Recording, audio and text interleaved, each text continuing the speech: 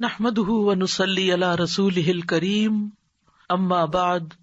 فاعوذ بالله من الشيطان الرجيم بسم الله الرحمن الرحيم رب اشرح لي صدري ويسر لي امري واحلل عقدة من لساني يفقهوا قولي۔ آج ہم انشاءاللہ والدین کے لیے دعاؤں کے بارے میں بات کریں گے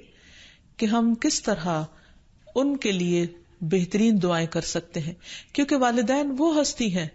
جن کے احسانات ہم پر سب سے زیادہ ہیں۔ ان کے احسانات کا بدلہ ہم چکا نہیں سکتے، لیکن ہاں ایک صورت ہے کہ ہم ان کے لیے زیادہ سے زیادہ دعائیں کریں، خصوصاً اس وقت جب وہ دنیا سے جا چکے ہوں اور ہم ان کے لیے کسی قسم کی کوئی جسمانی خدمت یا مالی خدمت یا کسی اور طریقے سے کوئی مدد ان کی نہ کر سکتے ہوں۔ اللہ سبحانہ وتعالیٰ کو دعا کرنا بہت پسند ہے۔ اللہ تعالیٰ فرماتے ہیں وَقَالَ رَبُّكُمُ ادْعُونِي أَسْتَجِبْ لَكُمْ، اور تمہارے رب نے فرمایا کہ مجھ سے دعا کرو، میں تمہاری دعا قبول کروں گا۔ تو اللہ سبحانہ وتعالیٰ نے خود ہمیں حکم دیا ہے کہ مجھ سے مانگو، تو ہمیں اللہ سبحانہ وتعالیٰ کی اطاعت کرتے ہوئے مانگتے رہنا چاہیے۔ اور ویسے بھی ایک اور آیت میں آتا ہے کہ وَإِذَا سَأَلَكَ عِبَادِي عَنِّي فَإِنِّي قَرِيبٌ أُجِيبُ دَعْوَةَ الدَّاعِ إِذَا دَعَانِ فَلْيَسْتَجِيبُوا لِي وَلْيُؤْمِنُوا بِي لَعَلَّهُمْ يَرْشُدُونَ۔ وَإِذَا سَأَلَكَ عِبَادِي عَنِّي، اور جب آپ سے میرے بندے میرے بارے میں پوچھیں، یعنی اللہ سبحانہ وتعالیٰ کے بارے میں کہ ہمارا رب کہاں ہے، ہم اس سے کیسے دعا کریں، تو آپ ان کو بتائیے فَإِنِّي قَرِيبٌ، میں تو قریب ہوں، بہت قریب، دور نہیں ہوں، بیچ میں کسی اور کو لانے کی ضرورت ہی نہیں، سب سے زیادہ تو میں ہی تمہارے قریب ہوں۔ اجیب دعوت الداعی اذا دعانی، میں پکارنے والے کی پکار کا جواب دیتا ہوں جب بھی وہ مجھے پکارتا ہے، دن کو پکارتا ہے یا رات کو پکارتا ہے، غم میں پکارتا ہے یا غصے میں پکارتا ہے، بھوک میں پکارتا ہے یا بیماری میں پکارتا ہے، جب بھی پکارتا ہے میں اس کی پکار سنتا ہوں۔ تب اس کو کیا چاہیے کہ فَلْيَسْتَجِيبُوا لِي، چاہیے کہ وہ بھی میری بات مانے، یعنی اگر وہ چاہتے ہیں کہ ان کی دعائیں سنی جائیں تو انہیں میری اطاعت کرنی چاہیے۔ وَلْيُؤْمِنُوا بِي، اور چاہیے کہ مجھ پر ایمان لائیں، مجھ پر اعتماد کریں، مجھے اپنا رب مان لیں، لَعَلَّهُمْ يَرْشُدُونَ، شاید کہ وہ سیدھی راہ پائیں، ان کو صحیح راستہ مل جائے۔ ہوتا یہ ہے کہ جب انسان کی زندگی میں کوئی مشکل آتی ہے تو اس کے پیچھے کوئی مقصد ہوتا ہے، کوئی حکمت ہوتی ہے۔ اللہ سبحانہ وتعالیٰ اپنے بندے کو اپنے اور قریب کرنا چاہتا ہے، اس لیے وہ اس کو کسی نہ کسی ایسے دکھ، تکلیف یا پریشانی میں مبتلا کر دیتا ہے تاکہ بندہ اپنے رب کی طرف رجوع کرے، اس مشکل پر صبر کر کے اجر پائے، اللہ تعالیٰ کی طرف رجوع کر کے اور زیادہ دعا مانگے، کیونکہ دعا عبادت ہے، الدعاء هو العبادہ، اللہ سبحانہ وتعالیٰ کے نزدیک نہایت پسندیدہ، اس لیے ہمیں کثرت سے پکارتے رہنا چاہیے۔ اور جب بھی ہم دعا مانگے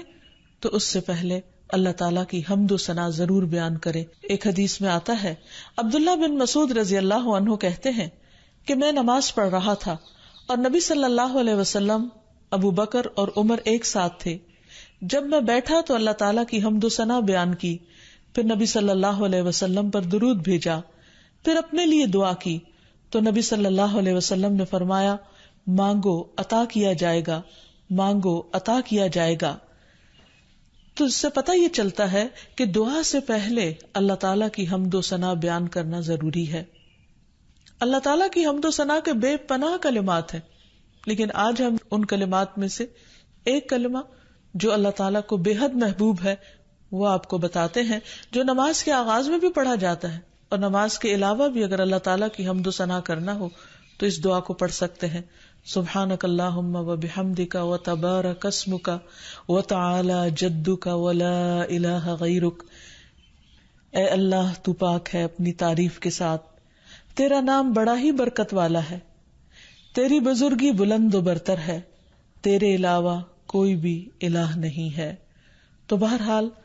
والدین کے لیے دعا کرنے سے پہلے اللہ سبحانہ و تعالیٰ کی حمد و ثنا بیان کیجیے، پھر نبی صلی اللہ علیہ وسلم پر درود بھیجیے، اور پھر اپنے ماں باپ کے لیے دعائیں کیجیے، کیونکہ یہ اللہ تعالیٰ کا حکم بھی ہے، وَقُلْ رَبِّ ارْحَمْهُمَا كَمَا رَبَّيَانِي صَغِيرًا، اور آپ کہہ دیجئے اے میرے رب ان دونوں پر رحم کیجیے، یعنی والد پر بھی اور والدہ پر بھی، جیسے انہوں نے مجھے چھوٹا سا پالا تھا، بچپن میں پالا تھا، جب میں نہ خود کھا سکتا تھا نہ پی سکتا تھا اور نہ خود اپنے آپ کو صاف کر سکتا تھا، تو انہوں نے دن رات بغیر کسی وقفے کے میری خدمت کی. تو اے رب اب جب کہ وہ بڑے ہو گئے ہیں، وہ تیری رحمت کے محتاج ہیں، تو ان پر رحمت فرما اور ان کی مشکلات آسان فرما. پھر اسی طرح والدین اگر زندہ ہو تو بھی دعا کی جائے، اور اگر وہ فوت ہو جائے تو وہ اور بھی زیادہ دعاؤں کے مستحق ہو جاتے ہیں. جب برزخ میں والدین کا درجہ بڑھا دیا جاتا ہے، یعنی بلند کیا جاتا ہے، تو وہ پوچھتے ہیں کہ ہمیں درجے کی یہ بلندی کیوں کر حاصل ہوئی؟ تو انہیں بتایا جاتا ہے کہ یہ تمہاری اولاد کی دعا کی وجہ سے. ویسے بھی جب انسان فوت ہو جاتا ہے تو اس کے اپنے عمل کا سلسلہ ختم ہو جاتا ہے. 3 چیزیں مرنے کے بعد بھی فائدہ دیتی ہیں، جن میں سے ایک صدقہ جاریہ ہے، دوسرے ایسا علم جو انسان اپنے پیچھے چھوڑ جائے جس سے لوگ فائدہ اٹھائیں، اور تیسرے ولد صالح یدعو لہ، نیک اولاد جو اپنے والدین کے لیے دعائیں کرے. یعنی بیٹے کی دعا یا بچوں کی دعا اپنے والدین کے حق میں قبول ہوتی ہے، اس لیے خوب خوب دعائیں کرنی چاہیے. ہم دیکھتے ہیں کہ مختلف پیغمبر بھی اپنے رب سے اپنے والدین کے لیے دعائیں کرتے رہے ہیں، جن میں نوح علیہ السلام کی دعا ہے. وہ کہتے ہیں رب اغفر لی ولوالدی ولمن دخل بیتی مؤمنا وللمؤمنین والمؤمنات، اے میرے پروردگار مجھے بخش دے اور میرے والدین کو بخش دے اور ہر اس شخص کو جو میرے گھر میں مومن کی حیثیت سے داخل ہوا ہو ان سب کو بھی بخش دے. اسی طرح ابراہیم علیہ السلام کی دعا ہے ربنا اغفر لی ولوالدی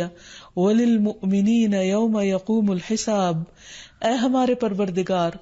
مجھے، میرے والدین اور تمام مومنوں کو اس دن معاف کر دینا جس دن حساب لیا جائے گا.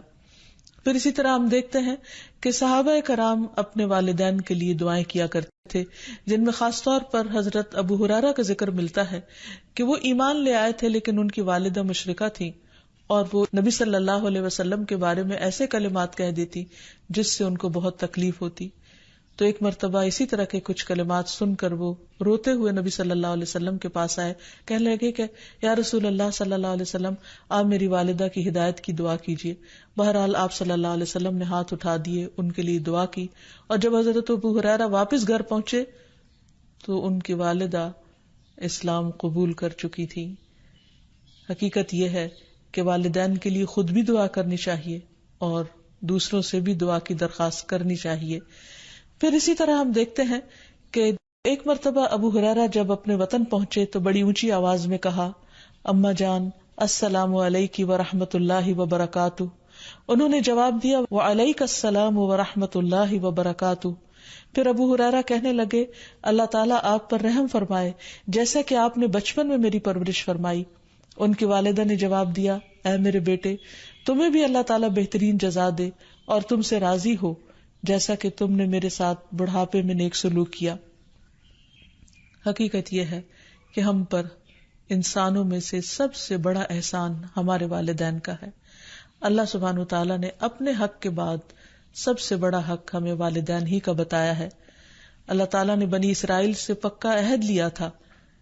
قرآن مجید میں آتا ہے وَإِذْ أَخَذْنَا مِيثَاقَ بَنِي إِسْرَائِيلَ لَا تَعْبُدُونَ إِلَّا اللَّهَ وَبِالْوَالِدَيْنِ إِحْسَانًا. اور وہ وقت یاد کرو جب ہم نے بنی اسرائیل سے یہ پختہ عہد لیا کہ تم لوگ اللہ کے سوا کسی کی عبادت نہ کرو گے اور والدین کے ساتھ احسان کرو گے. تو حقیقت یہ ہے کہ والدین کے ساتھ احسان کرنا اس لیے ضروری ہے کہ ہم ان کا حق ادا نہیں کر سکتے جتنی وہ محبت کے ساتھ ہمیں پالتے ہیں. بچے والدین کی خدمت عزت کرتے بھی ہیں تو بعض اوقات مشکل میں پڑ کر بد دلی کے ساتھ، اس محبت کے ساتھ نہیں جو والدین کی محبت اپنی اولاد کے لیے ہوتی ہے، اور وہ ہر کام خوشی خوشی کرتے ہیں. والدین اپنے بچوں کے بڑا ہونے کی دعائیں مانگتے ہیں، لیکن جب والدین بوڑھے ہو جاتے ہیں تو بچے ان کے خیر و عافیت کے ساتھ دنیا سے رخصت ہونے کی دعائیں مانگتے ہیں. اور پھر والدین میں سے بھی خاص طور پر ماں کا حق ادا کرنا اور بھی زیادہ ضروری ہے، کیونکہ باپ کے مقابلے میں بچے کی پیدائش، تعلیم اور تربیت میں ماں کا حصہ اور ہاتھ زیادہ ہوتا ہے، وہ تکلیفیں بھی زیادہ اٹھاتی ہے. اور والدین کے لیے دعائیں کرنے کے ساتھ ساتھ ان کے ساتھ ادب اور احترام کا سلوک بھی کرنا چاہیے، خواہ وہ مسلمان نہ بھی ہوں، خواہ وہ اللہ تعالیٰ کے فرما بردار نہ بھی ہوں. اس سلسلے میں ہم دیکھتے ہیں کہ حضرت اسما کی والدہ ان کے پاس آئیں جو کہ ابھی اسلام قبول نہیں کی تھی،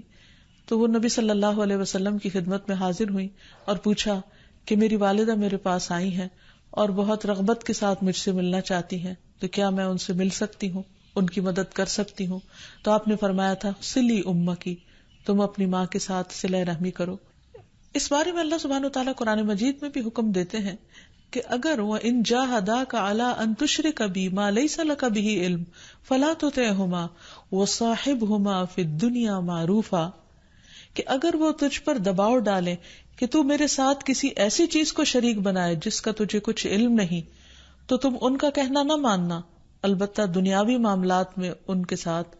بھلا سلوک کرنا، ان کے ساتھ بھلائی کے ساتھ رفاقت کرنا، یعنی عمدہ طریقے سے، اچھے طریقے سے زندگی بسر کرنا. پھر اسی طرح خاص طور پر والدین کے ساتھ نرم سلوک کرنے کا حکم دیا گیا، کیونکہ والدین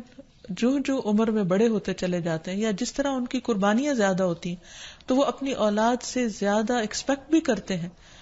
تو انہیں بچوں کی طرف سے ملنے والی چھوٹی سی تکلیف بھی بہت ناگوار ہوتی ہے. تو اس لیے